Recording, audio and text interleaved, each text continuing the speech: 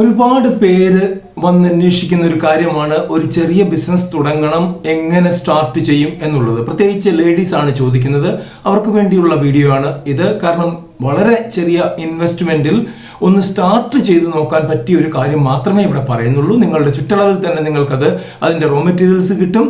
നിങ്ങളുടെ ചുറ്റളവിൽ തന്നെ നിങ്ങൾക്കത് വിറ്റഴിക്കാൻ പറ്റും. ഒന്നോ രണ്ടോ മൂന്നോ ലേഡീസ് ഒരുമിച്ച് ചേർന്നാണ് അത് ചെയ്യുന്നതെങ്കിൽ കുറച്ചുകൂടെ ബെറ്റർ ആയിരിക്കും. സ്റ്റാർട്ടിങ്ങിൽ നമുക്ക് സാലറി കൊടുത്തൊന്നും ആളിനെ വെച്ച് ഇത് ചെയ്യിക്കാൻ പാടാണ്. അതുകൊണ്ട് തന്നെ നമ്മൾ തന്നെ വർക്കുകൾ ഡിവൈഡ് ചെയ്ത് കഴിഞ്ഞാൽ കുറച്ചുകൂടെ എളുപ്പമായിരിക്കും, നമ്മളുടെ ലാഭം കൂടുകയും ചെയ്യും. ചെറിയ വർക്കാണ്, നിങ്ങൾക്ക് നിങ്ങളുടെ ലൊക്കാലിറ്റിയിൽ തന്നെ ചെയ്യാൻ പറ്റുന്ന വർക്കാണ്. ഇതുപോലുള്ള ചെറുകിട ബിസിനസ്സുകളെ പറ്റിയാണ് നമ്മൾ വീഡിയോകൾ ചെയ്യാറുള്ളത്. ഇന്നും അത് തന്നെയാണ്. നിങ്ങൾക്ക് ഇഷ്ടപ്പെട്ടാൽ ഒന്ന് ലൈക്ക് ചെയ്യുക. കാരണം ലൈക്കിൻ്റെ ഒരുപാട് അഭാവം നമ്മളുടെ വീഡിയോകളിലുണ്ട്. നിങ്ങളൊന്ന് ലൈക്ക് ചെയ്ത് പ്രോത്സാഹിപ്പിച്ചു കഴിഞ്ഞാൽ നമുക്കും കൂടുതൽ വീഡിയോകൾ ഇടാനുള്ളൊരു പ്രചോദനം തന്നെയായിരിക്കും. പിന്നെ ഒന്ന് ഷെയർ ചെയ്തേക്കുക. ആദ്യമായിട്ട് കാണുന്നവർ സബ്സ്ക്രൈബ് ചെയ്യുക. എന്തെങ്കിലും ചോദിക്കാനുണ്ടെങ്കിൽ കമൻറ്റ് ബോക്സിൽ ചോദിക്കുക, തീർച്ചയായിട്ടും മറുപടി ലഭിച്ചിരിക്കും. അപ്പോൾ നമുക്ക് നേരെ വീഡിയോയിലേക്ക് കിടക്കാം. ഇന്നത്തെ വീഡിയോ എന്ന് പറയുന്നത് റീപാക്കിംഗ് ആണ്. എന്ത് റീപാക്ക് ചെയ്യും? നിങ്ങളുടെ ചുറ്റളവിൽ തന്നെ സാധനങ്ങളുണ്ട് റീപാക്ക് ചെയ്യാനായിട്ട്. ഞാൻ ആകെ 2-3 പ്രോഡക്റ്റ് പറയുന്നുള്ളൂ. ആ പ്രോഡക്റ്റ് വെച്ച് നിങ്ങൾ തുടങ്ങി നോക്കുക. തുടങ്ങി നോക്കിക്കഴിഞ്ഞാൽ തീർച്ചയായിട്ടും 100% നിങ്ങൾ സക്സസ്ഫുൾ ആയിരിക്കും. അത് കഴിയുമ്പോൾ നമുക്ക് പ്രോഡക്റ്റുകളുടെ എണ്ണം കൂട്ടാവുന്നതാണ്. അപ്പോൾ എന്താണ് ആ പ്രോഡക്റ്റ്?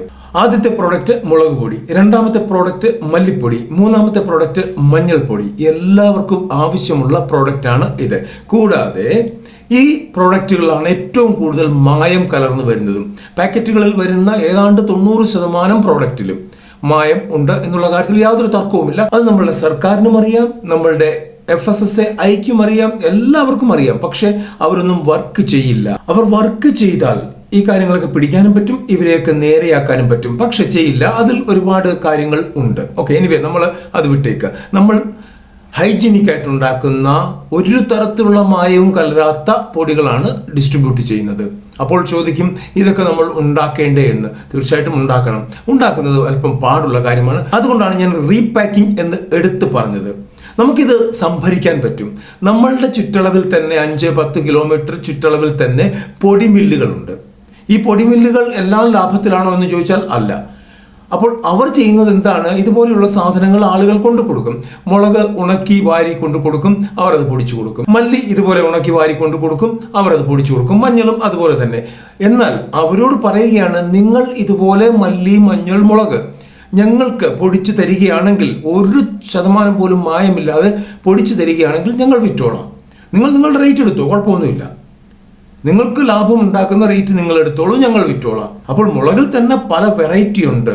ആ വെറൈറ്റികളെല്ലാം തന്നെ നമുക്ക് യൂസ് ചെയ്യാൻ പറ്റും. മല്ലി ഏതാണ്ട് ഒരു വെറൈറ്റി എന്നേ പറയാൻ പറ്റത്തുള്ളൂ. മഞ്ഞളും അതുപോലെ തന്നെയാണ്. അപ്പോൾ ഈ ഒരു പ്രോഡക്റ്റ് അവരിൽ നിന്നെടുത്തിട്ട് നമ്മൾ റീപാക്ക് ചെയ്യുകയാണ് ചെയ്യുന്നത്. റീപാക്ക് ചെയ്ത് കഴിയുമ്പോൾ അതിൻ്റെ വില തീർച്ചയായിട്ടും കൂടും. മാർക്കറ്റ് വിലയിലോട്ട് അത് വരും. അവർ പൊടിച്ചു നൽകുമ്പോൾ അവരെടുത്ത റോ മെറ്റീരിയൽ കോസ്റ്റ്, അവർക്കുണ്ടായ എക്സ്പെൻസസ്, ചെറിയൊരു ലാഭം, അതാണ് അവർക്ക് നമ്മൾ കൊടുക്കുന്നത്. നമ്മൾ വിൽക്കുമ്പോൾ നമുക്ക് അതിൽ കൂടുതൽ ലാഭം കിട്ടുന്ന രീതിയിലായിരിക്കും ഇത് വിൽക്കുന്നത്. പിന്നെ നമ്മളുടെ ലേബൽ, നമ്മളുടെ ബ്രാൻഡ് ഒക്കെ നമ്മൾ ഉണ്ടാക്കുന്നു. ആ രീതിയിൽ ഇത് മുമ്പോട്ട് പോകുന്നു. വിൽക്കേണ്ട ഇടങ്ങൾ ഞാൻ പറഞ്ഞു തരേണ്ട കാര്യമൊന്നുമില്ല. പക്ഷേ ഷോപ്പുകൾ വഴി വിൽക്കാതിരിക്കുന്നതാണ് ഉചിതം. പകരം ഡയറക്റ്റ് വീടുകൾ കയറിയിറങ്ങി അവിടെ നിന്ന് ഓർഡർ ശേഖരിച്ച് വിൽക്കുകയാണെങ്കിൽ ഏറ്റവും നല്ലതായിരിക്കും. കാരണം ലോക്കൽ ഗ്രാമത്തിൽ താമസിക്കുന്ന സ്ത്രീകൾക്ക് ആ ഗ്രാമത്തിലുള്ള എല്ലാ വീടുകളും പരിചിതമായിരിക്കും. അങ്ങനെയാണെങ്കിൽ നിങ്ങൾ ഓരോരോ വീടുകൾ കയറുക, അവിടെ നിന്ന് ഓർഡർ എടുക്കുക. ശേഷം ഇങ്ങനെ റൊട്ടേറ്റ് ചെയ്തുകൊണ്ടിരിക്കുക. വാർഡുകൾ ഒരുപാടുണ്ടായിരിക്കും. ആ വാർഡുകളൊക്കെ റൊട്ടേറ്റ് ചെയ്ത് മുമ്പോട്ട് പോയാൽ തന്നെ നിങ്ങളുടെ ബിസിനസ് നല്ലപോലെ നടക്കും. ഇനി ഇതും കൊണ്ട് നിങ്ങൾ ചെല്ലുമ്പോൾ 1-2 തവണ ചെന്ന് കഴിയുമ്പോൾ അവർ അടുത്ത പ്രോഡക്റ്റിനെ കുറിച്ച് ചോദിക്കും. കുടംപുളിയുണ്ടോ, വാളംപുളിയുണ്ടോ, അതുണ്ടോ, ഇതുണ്ടോ ചോദിക്കും. തീർച്ചയായിട്ടും അതിൻ്റെ സോഴ്സസ് കണ്ടെത്തി അവിടെ നിന്ന് അത് വാങ്ങിച്ച് അവർക്ക് കൊടുക്കാം. ഇവിടെ ഒരു ഏറ്റവും വലിയ പ്രത്യേകത എന്ന് പറഞ്ഞാൽ അധികം സ്റ്റോക്ക് ചെയ്യേണ്ടി വരില്ല. കാരണം നമ്മൾ പൊടിമില്ലിൽ നിന്നാണ് സാധനം എടുക്കുന്നത്. അവർ പൊടിച്ചു വെക്കുന്ന സാധനമാണ് എടുക്കുന്നത്. നമുക്ക് ആവശ്യത്തിനുള്ള 5 കിലോ മതി, 5 കിലോ എടുത്തു. 10 കിലോ മതി, 10 കിലോ എടുത്തു. അങ്ങനെയാണ് ചെയ്യുന്നത്. അതുപോലെ തന്നെയാണ് കുടംപുളി, വാളംപുളി, കശുവണ്ടി എന്താണെങ്കിലും അധികം സ്റ്റോക്ക് ചെയ്യാതെ, അധികം ഇൻവെസ്റ്റ്മെന്റ് ഇല്ലാതെ ഈ സാധനങ്ങൾ എടുത്ത് റീപാക്ക് ചെയ്ത് കൊടുക്കുകയാണ് വേണ്ടത്. റീപാക്ക് ചെയ്ത് കൊടുക്കുമ്പോൾ നമ്മൾ ക്രെഡിറ്റ് കൊടുക്കാൻ പാടില്ല. അപ്പോൾ തന്നെ കാശ് വാങ്ങിച്ചിരിക്കണം. അത് നമ്മൾ ശ്രദ്ധിക്കേണ്ട ഒരു കാര്യമാണ്. ആരോടും കടം പറയുന്ന ആർക്കും അത് കൊടുക്കാതിരിക്കുക. കച്ചവടം നടക്കും എന്ന് കരുതി കടം കൊടുക്കരുത്. കിട്ടത്തില്ല, ആ കാശ് കിട്ടത്തില്ല, പോകും. നിങ്ങളുടെ ബിസിനസ്സും ഡള്ളായി പോകും. നിങ്ങളുടെ ലാഭം പോയി കിട്ടും. അങ്ങനെ ചെയ്യാതിരിക്കുക, തീർച്ചയായിട്ടും നിങ്ങൾ വിജയിക്കും. ഈ ഐഡിയ തന്നെ പല പ്രോഡക്റ്റിലും നിങ്ങൾക്ക് പ്രാവർത്തികമാക്കാൻ പറ്റുന്നതാണ്. പതിയെ പതിയെ നിങ്ങൾക്ക് നിങ്ങളുടെ ബ്രാൻഡ് എസ്റ്റാബ്ലിഷ് ചെയ്യാം. ഈ ബ്രാൻഡ് എസ്റ്റാബ്ലിഷ് ചെയ്യുന്ന ഒരു അവസ്ഥ വരുമ്പോൾ ഈ പൊടിമില്ലുകാർ നിങ്ങൾക്ക് പൊടി തരാതിരിക്കും. ഞാൻ ഇതിനകത്ത് ഉണ്ടാകാൻ പോകുന്ന നെഗറ്റീവ് പോയിന്റ് ആണ് പറഞ്ഞത്. ഈ പൊടിമില്ലുകാർക്ക് മനസ്സിലാക്കും, എൻ്റെ കയ്യിൽ നിന്ന് പൊടി എടുത്തിട്ട് ഇത്രയും വിൽക്കുന്നു, എന്നാൽ പിന്നെ എനിക്ക് വിറ്റുകൂടെ? നടക്കില്ല. ഓക്കെ, നമ്മൾ ഉണ്ടാക്കി വെച്ചിരിക്കുന്ന ഒരു ഗുഡ് വില്ല്, നമ്മൾ ഉണ്ടാക്കി വെച്ചിരിക്കുന്ന ഒരു മാർക്കറ്റിംഗ് തന്ത്രം, നമ്മൾ ഉണ്ടാക്കി വെച്ചിരിക്കുന്ന ഒരു കൂട്ടം ആളുകൾ, അതൊക്കെ അവർക്ക് കവർ ചെയ്യണമെങ്കിൽ കുറച്ച് ടൈം എടുക്കും. അപ്പോഴത്തേക്കും നമ്മൾ നമ്മുടെ ബ്രാൻഡ് എസ്റ്റാബ്ലിഷ് ചെയ്തിരിക്കും. ഓക്കെ, അങ്ങനെ വരുമ്പോൾ നമ്മളുടെ ഈ കാശ് വന്നു കഴിഞ്ഞു.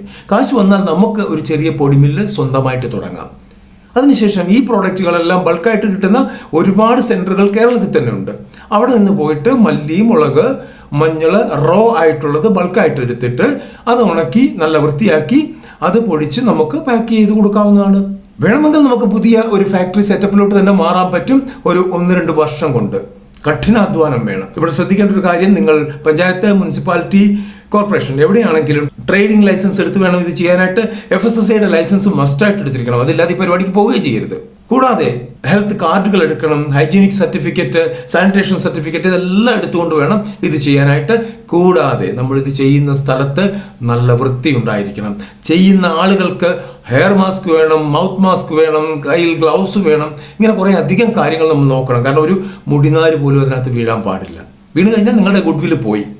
അപ്പോൾ ഈ ഒരു കാര്യം ശ്രദ്ധിച്ച് നിങ്ങൾ ചെയ്യുകയാണെങ്കിൽ നിങ്ങൾ തീർച്ചയായിട്ടും നിങ്ങൾക്ക് നല്ലൊരു ബിസിനസ് കെട്ടിപ്പടുക്കാൻ പറ്റും. ഈ പറഞ്ഞ ആളുകൾക്ക്, ഒരു കൂട്ടം സ്ത്രീകൾ പലപ്പോഴായിട്ട് വന്ന് ചോദിച്ചിരിക്കുന്ന കാര്യത്തിനുള്ള ഒരു ആൻസറാണ് ഈ വീഡിയോ.